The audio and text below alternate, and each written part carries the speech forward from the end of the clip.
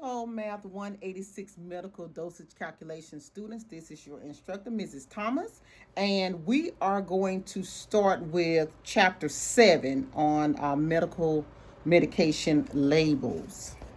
So in your text, it is on page is this? 128.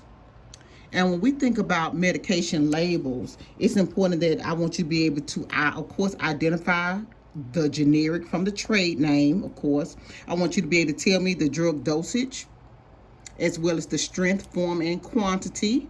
I want you to be able to interpret the drug administration requirements and precautions on a medication label. I want you to also be able to interpret drug manufacturing information on a medication label. And I also want you to recognize when drug dosage calculations, including equivalent conversions, are necessary. So, of course, you know it's imperative that you have the patient's name, date, and time the drug was ordered, the drug's name, dosage, and route of administration, and the signature of the person prescribing the drug. Okay, very important. And so I know you've already went through the text and read through this chapter, but I just wanted to make sure you know how to identify drug names, the generic or the chemical or its official name. For example, amoxicillin, you may see it as penicillin and things of that nature. So I just want to make sure that you know what Tagamet is, and that it comes in a tablet form. All of these are important. Knowing the manufacturer, which is GlaxoSmithKline, and knowing trade names, the drug dosage and strength. Okay, and I'm sure you have your textbook. Okay, because this entire section is definitely crucial and important, and these are going to be your practice problems. I mean, this is your actual homework problems, but I'm going to do some practice problems with you. So there are only 3. So this is the first one, number 2, and number 3. So let's get started on your practice problems, because I want you to be able to understand what exactly are you doing. Okay, so we're going to look at some labels, A through G. I think I have A through E, and I want you to be able to help me identify the information. So I've highlighted some things to really help you understand it. Okay, so for instance, let's look at the drug label. Okay, sodium bicarbonate. Okay, so if they ask you for number 1, it says the supply dosage of the drug is milli equivalent is. So the milli equivalent is, I want you to look, okay, because usually when you see milli equivalent, I want you to be thinking about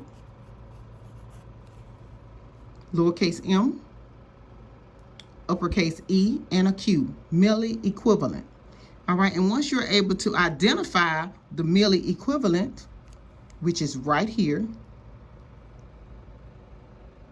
then that will tell you your supply dosage. So the answer is 50 milli equivalent, because that's exactly what they asked for, okay, per 50 milliliter, okay, per 50 milliliter, okay, all right. For number 2, it asks you what is the total volume of the vial, okay. Can you identify it? Right here, I have it highlighted for you, okay, which is 50 milliliters, okay. Okay, number 3 asks you for the supply dosage of the drug in milligrams. Okay, milligrams, well, they only gave me 4.2 grams, okay?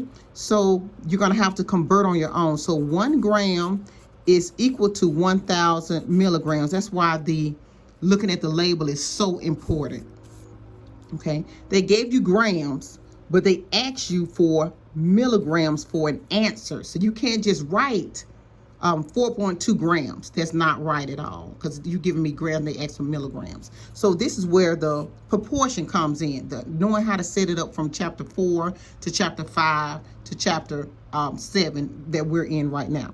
So they gave me 4.2 grams, and I have to figure out what is this as a milligram.